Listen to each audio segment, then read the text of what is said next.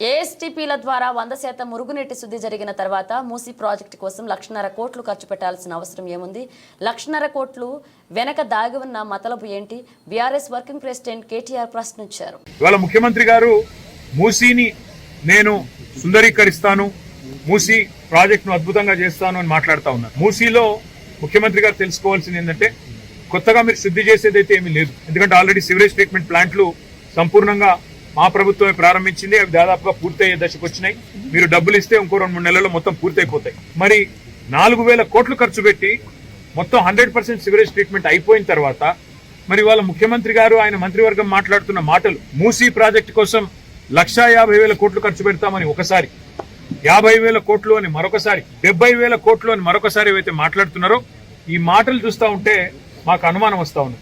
ఎందుకంటే అసలు ఉద్దేశం మూసీ సుందరీకరణనా లేక ఇంకేదన్నా ఉన్నదా అనేది కూడా ప్రజల్లో కూడా అనుమానాలు కలుగుతూ ఉన్నాయి.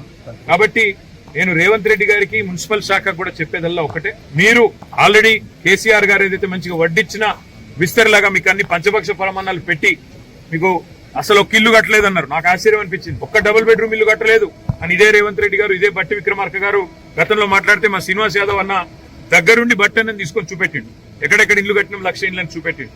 నిన్న ముఖ్యమంత్రి గారు స్టేట్మెంట్ ఇచ్చినారు, మూసీలోని 11-12 ఆక్రమణలు ఉన్నాయి, వాటిని తొలగించేదానికి డబుల్ బెడ్రూమ్ ఇల్లు ఇస్తామని. మరి మేము కట్టని మాట నిజమే అయితే ముఖ్యమంత్రి గారు ఇప్పుడు ఎక్కడికి వెళ్ళి ఇస్తున్నావు? మరి అంటే ఇప్పటిదాకా మీరు చెప్పినవన్నీ అబద్దాలు. ఈ రోజు మళ్ళొక్కసారి మీకు ఒప్పుకోక తప్పట్లేదు. కేసీఆర్ గారు చేసిన పని, మా అక్క నేతృత్వంలో, సబితా గారి నేతృత్వంలో 14,000 ఎకరాలు మేము హైదరాబాద్ ఫార్మా సిటీకి అని సేకరిస్తే ఇవాళ ఫార్మా సిటీ రద్దని, ఫ్యూచర్ సిటీ అని, ఇంకోటని ఇవాళ రకరకాల డ్రామాలు అక్కడ. ఇక్కడ హైదరాబాద్ లో ఆల్రెడీ మొత్తం మూసీకి సంబంధించిన మురికి నీరంతా శుద్ధి చేసిన తర్వాత మూసీ ప్రక్షాళన పేరిట కొత్త నాటకం. అందుకే రేవంత్ రెడ్డి గారికి మేము చేసే విజ్ఞప్తుల్లో ఒకటే, మీరు చేయాల్సిన పనులన్నీ మేము గతంలో ఆల్రెడీ చేసేసినాం. ఇప్పుడు మీరు చేయాల్సిన పని ఏంటంటే మీరు ఇచ్చిన 6 గ్యారెంటీలు అమలు చేయండి. మీరు చెప్పిన 4,000 పెన్షన్ వెంటనే అందించండి, తులం బంగారం వెంటనే అందించండి, అదేవిధంగా మహిళలకు 2,500 రూపాయలు ఇస్తున్నారు, అది వెంటనే అందించండి, ఇచ్చిన రుణమాఫీ హామీ వెంటనే నెరవేర్చండి. ఇంకో 6 రోజుల్లో సీజన్ అయిపోతుంది వానాకాలం, రైతు భరోసా వెంటనే వారి ఖాతాల్లో ఇవ్వండి. అంతేగాని ఈ పబ్లిసిటీ స్టంట్లతోని ఎక్కువ రోజులు మీరు మాయ చేయలేరు. హైదరాబాద్ ప్రజలకు స్పష్టంగా తెలుసు మేము చేసిన పని. ఇక్కడ బాగు చేసిన శ్మశాన వాటికలు, ఇక్కడ బాగు చేసిన మురికి నీరు, ఇక్కడ కట్టిన కమ్యూనిటీ హాల్స్, ఇక్కడ కట్టిన లైబ్రరీలు, ఇక్కడ వేసిన లింక్ రోడ్లు, ఇక్కడ కట్టిన ఫ్లైఓవర్లు, అండర్ పాసులు, పార్కులు, ఒకటి కాదు ఇవన్నీ చూసి వారు మన ఎమ్మెల్యే గారు గుర్తు చేస్తా ఉన్నారు. ఒక ఈ ఫతేనగర్ ఎస్టీపీకే 300 కోట్ల పైచీలకు రూపాయలు మేము ఖర్చు పెట్టాం. అక్కడ అదేవిధంగా ఇక్కడ ఫతేనగర్ బ్రిడ్జికి కూడా 60 కోట్లు మంజూరు చేశాం. కానీ డబ్బులు ఇస్తే కూడా ఇప్పుడు విడుదల చేయకుండా సాగుతున్న పనులను కూడా ఇవాళ ఆపే ప్రయత్నంలో మీరున్నారు.